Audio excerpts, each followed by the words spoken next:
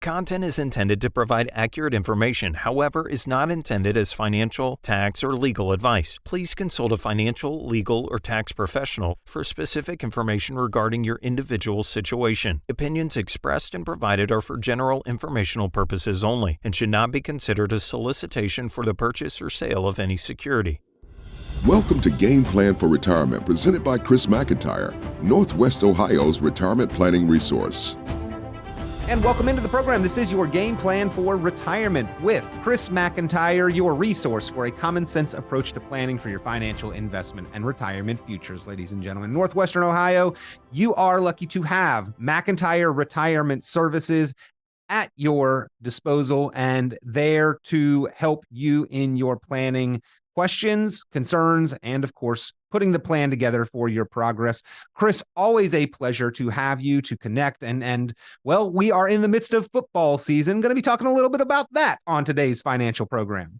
Yeah, that sounds good. That's always a little easier to make some financial analogies, using a football. Most people understand that. And, I'm a hockey fan, so it's like hard to relate offsides to a required minimum distribution penalty. So let's stick with football. Most people understand that better. Well, I guess either way, you don't want to do it, right? You don't want to be offsides. You don't want a required minimum distribution penalty. That's as far as I can connect those two for the analogy. But the program is Game Plan for Retirement. And Chris, we want to have that game plan in place on the football field and in our financial journey as well, right?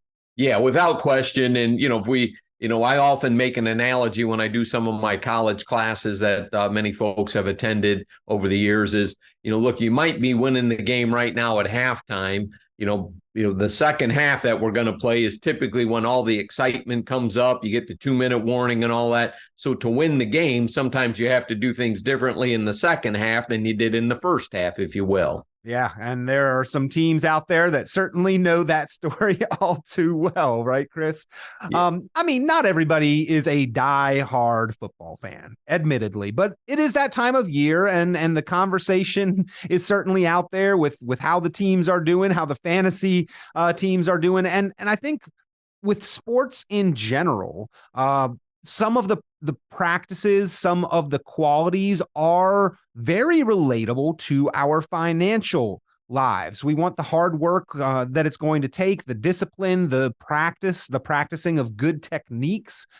We will face adversity. There will be the risk of loss or injury. And ultimately, we want the desire to win the game and to win in our financial lives as well. So there's a lot there that I think we can parallel and talk about for our analogy and conversation on today's program. Have a little fun with the financial football discussion here. But ladies and gentlemen, if you want to get your game plan for retirement put together, you always got the head coach there at McIntire Retirement Services, Chris McIntire, with us. And you can give a call, 800-868-1194, 800-868-1194, 800-868-1194, or skip the phone, go online, always available, McIntyreRetirementServices.com, McIntyreRetirementServices.com. Chris, one thing that they talk about in football is the red zone. You never want to fumble the ball. You never want to turn the ball over in the red zone. And there is a real parallel here to our financial lives. In fact, we use the term the financial red zone quite often.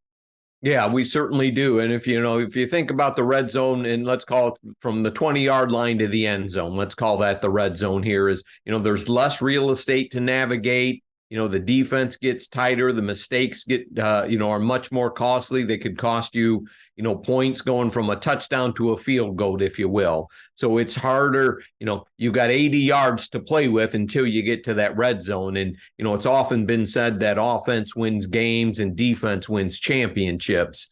We saw that when the Steelers beat the Browns there just by playing, scoring more points on defense than offense here, not too long ago.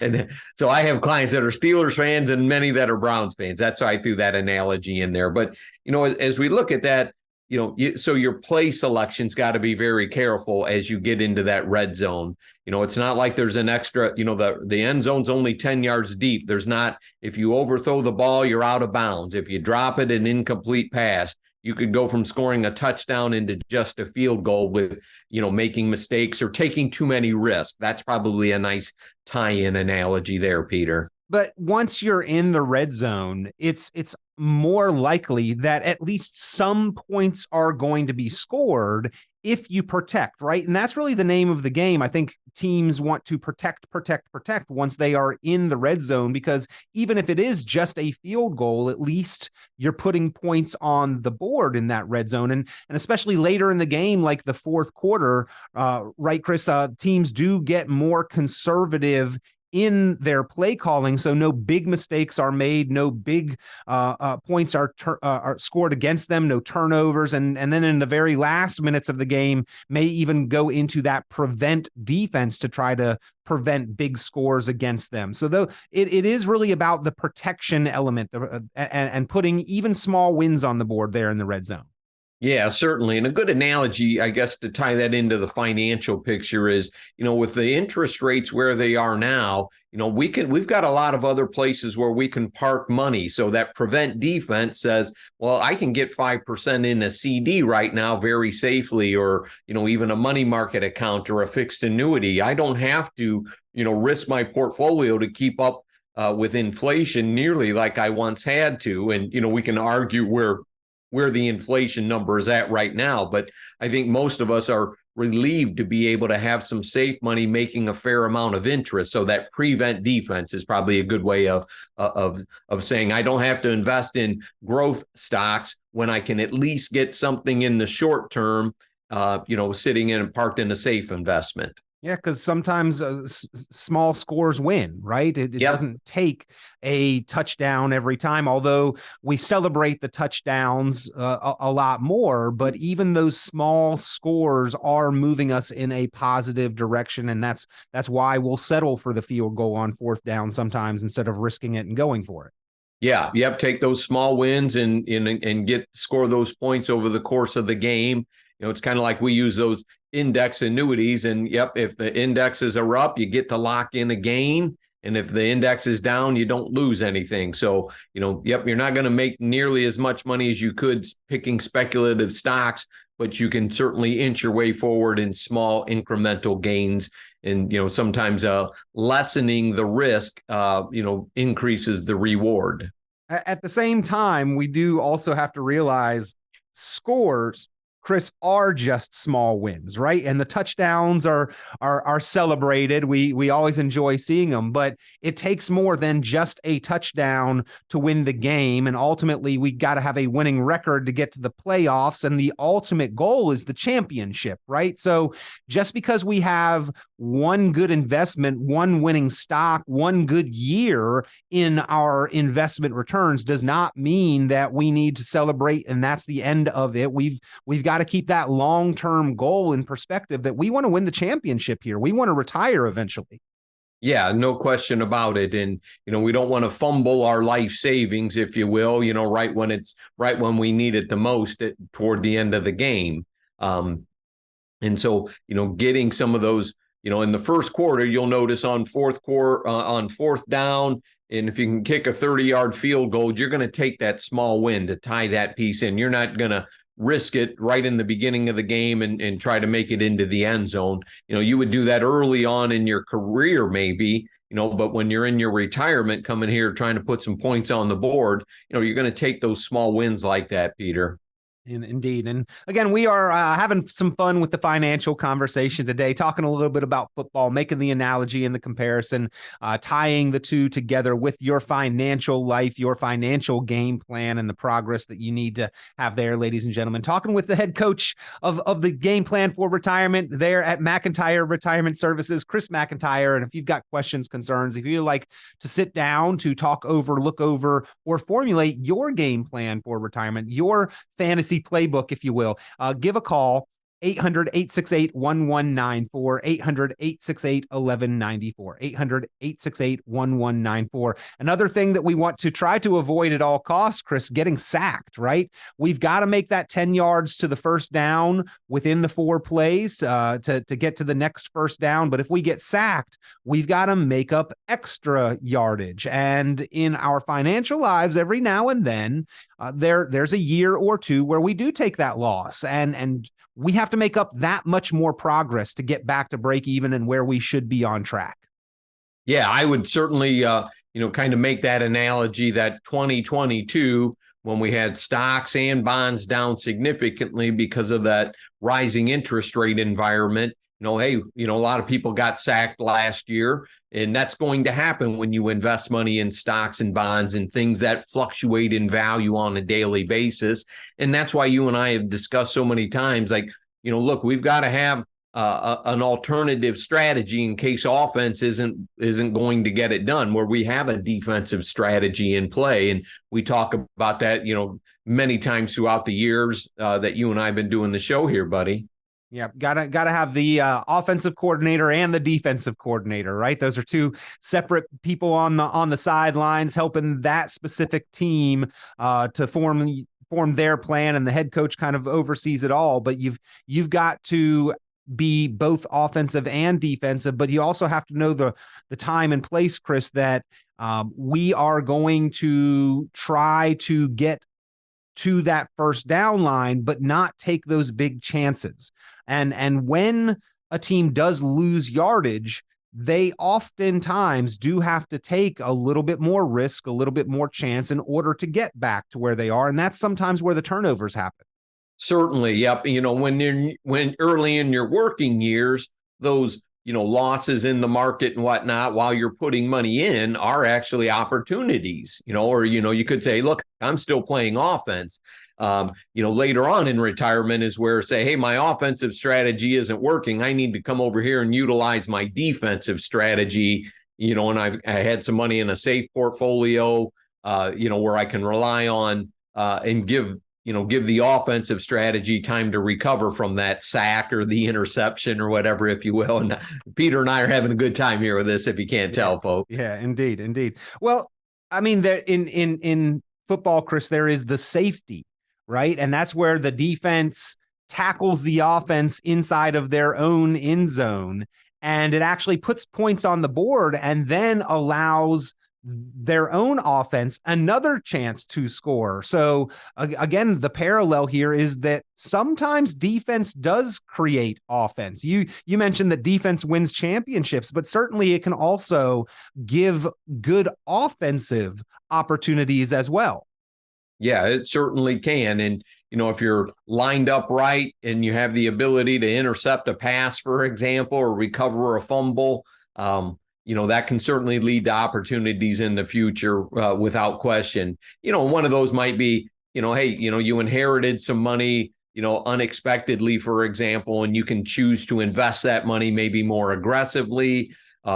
Something happened at work. You had a good year. You got an extra bonus pay, so you picked up some extra yardage doing that as a good example. And, can you play more offense with some of that money that you weren't anticipating having? It'd be a good example there, buddy. Or defensively, Chris, taxes, tax planning, being proactive there, estate planning, insurance, proper diversification. All of these are good defensive strategies for our financial well-being and protection, correct? Yeah, absolutely. Great analogy there. We use insurance to play defense, whether or not our house burns down, our car gets in a wreck, if we went into a nursing home, if we, lost someone unexpectedly, that there was an insurance piece of coverage there to help mend the fences or, repair, repair our finances and then get us back into the game again unharmed. And holes in that defense can really be catastrophic. Chris, you mentioned that the playbook in the first half and the second half of the game may be different, and teams go into the locker room at halftime. They formulate that game plan for the second half of the game. Can you talk a little bit to us and more specifically about in our financial lives, why that is so true, why there is such a difference, and what we should understand about that difference and what it means for us in the first half and the second half of the game, meaning before retirement in our paycheck earning years and then in retirement. There really are distinct differences and different types of approaches we should be taking.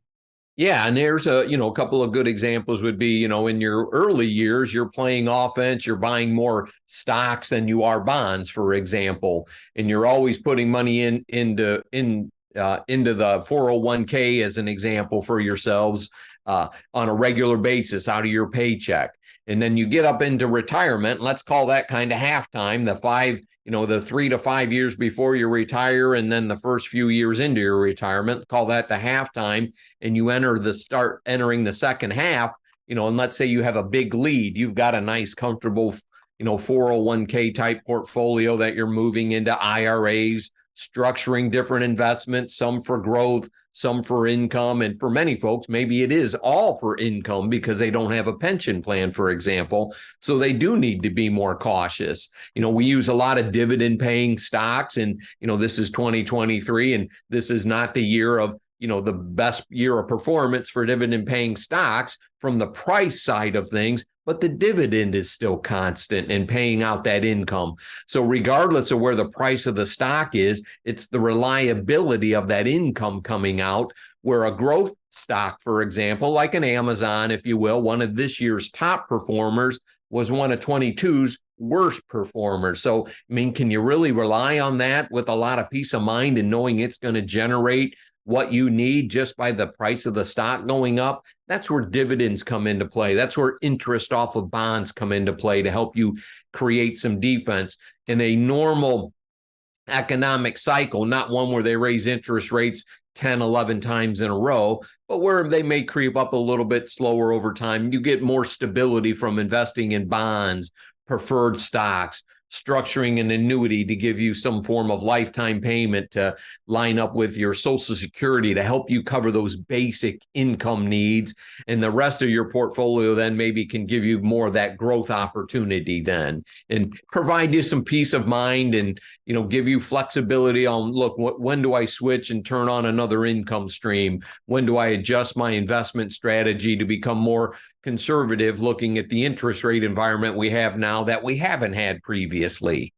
And Chris, during the first half of the game, most importantly, I think we've got the paycheck, right? We've got the income. Our income plan is setting the alarm clock and showing up at work.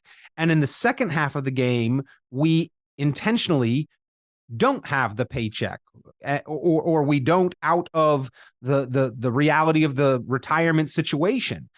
And at that point in time, the conditions change and the demands on our money, on our investments, on our portfolio and retirement accounts change completely as well. Yeah, no question about it. And, we're not day traders by any stretch of the imagination, right? We have a fiduciary responsibility to create a portfolio that is to help people weather a lot of these storms in their retirement. That's what we do every day. And then we help them coach through the emotions of a year like 2022 and remind them, like, look, that's why we implemented another strategy. We need to take pressure off of this side and give it time to recover. And we can come over here and draw some funds out of a different type of a savings account or something along those lines, Peter. Yeah, well, you mentioned how good of a year Amazon had. It really turned around its career. No PEDs necessary there, but really that was true of a wide range of especially tech sector stocks, and a handful of these behemoth tech companies had a really awful 2022, kind of led the way down and then turned things around and led the way up here so far in 2023. Chris, that is not atypical either. You've talked a lot about how some of the best days in the market directly follow some of the worst, about how some of the best months comes sequentially after some of the worst, about how some of the best years happen after down years in the market. That's just the nature of the cyclical market and economic cycles that we have. Yeah, no question about it. It's, after 2022, I think most of us were ready to call a timeout, for example. Indeed. And we did that with a lot of clients. We have to coach them through, what happens, stocks do change in value. That is what's so, so extraordinary about dividend paying stocks. If they're good, reliable companies, regardless of what the price of the stock is doing, are they paying you the dividend? And then you'll get, you eventually get the longer term growth over an economic cycle. It doesn't mean you're going to have a bad year. No question about it. Those things happen. And that's why it's very important to incorporate flexibility and some alternative strategies that you have. And, not just parking money in a savings account or digging it in a hole in your backyard, if you will, but there are a number of different types of vehicles that we have the ability to use: structured notes, fixed annuities, index annuities, that give some degree of stability for clients that we help structure their retirement planning on. So at the end of the game, Chris, we do not have to rely on a Hail Mary retirement. Yeah, no question about it, Peter. And I think, if you sent me a little, I think you play fantasy football, because you sent me some interesting statistics. I don't want to steal your thunder here. No, not at all. As we were discussing how we can sort of work this conversation and through a few ideas, it was really striking, Chris, and kind of, well, the question was, who are the top leading scorers of all time in NFL history? And naturally, Chris, you and I threw out some of the well-known big name receivers and running backs and quarterbacks, right? Yeah. But in reality, that's not actually the case. It's pretty interesting. Yeah, we're up here in between Cleveland and Detroit. So you're thinking, okay, well, I got Jim Brown, I got Barry Sanders, some high potent offensive guys that were in the league for a long time that scored a lot of touchdowns.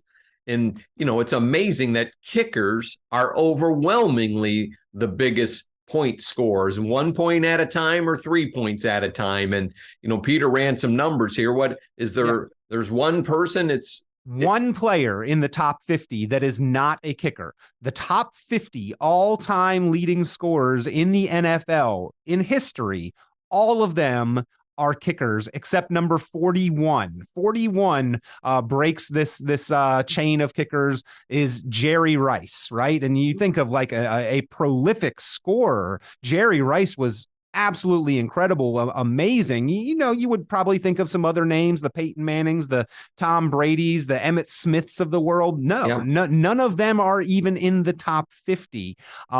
All of them are kickers, except for number 41 is the only exception in the top 50, Jerry Rice. And then from Jerry, I think the next one is like number 59, Emmitt Smith. So it's really amazing when you look at it. But Chris, it also, when you reflect on it, does make sense, because kickers score consistently. Every time they're out on the field, almost, they are putting points on the board, like you mentioned. And as long as they are not injured, generally their careers last much longer than these other position players who are prolific scorers, right?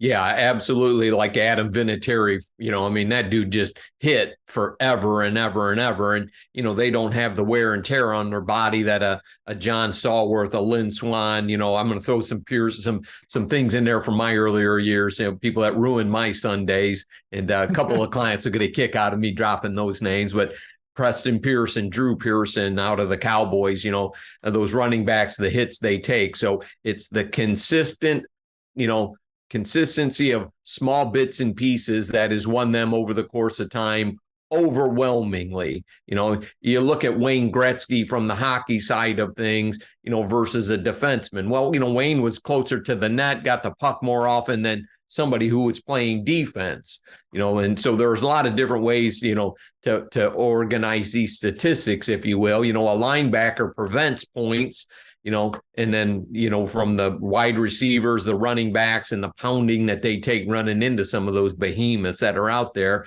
that common consistency, getting close to the end zone and grabbing a couple of points and moving on to fight another day, to tie it into like a financial strategy there, Peter. Yep.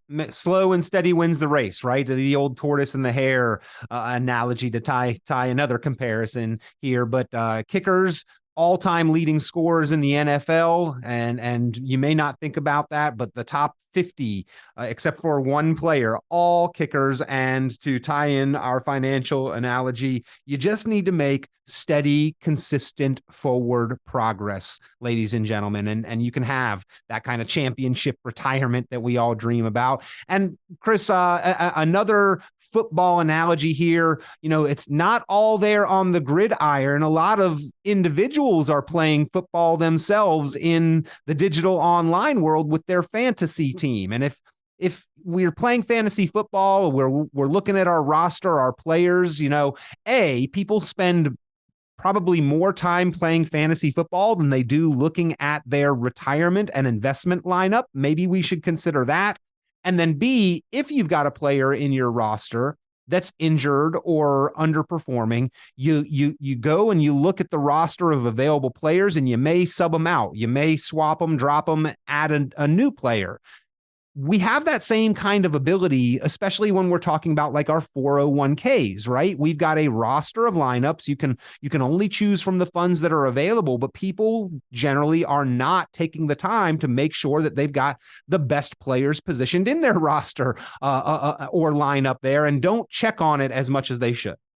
Yeah, you're absolutely correct. And I think, my role in helping our clients is kind of playing the head coach there, if you will. Or, you could say the quarterback. We kind of lead the quarterback leads the offense, where, you have a head coach that oversees everything. And, we get assistance from, our defensive strategies. If we're going to utilize like an index annuity for a safe strategy or an income strategy coming out of the insurance industry. So they may be running the defense. And then we use our services we get with Brookstone Capital Management and all the infrastructure services that they provide us on some of the offensive strategies, if you will, to, kind of oversimplify it right there. So, we all have a role to play in this. And, what we have to do is coach people through. And, a lot of the hard part of what we do a lot of times is the 6 inches between our ears. It's in instilling confidence and,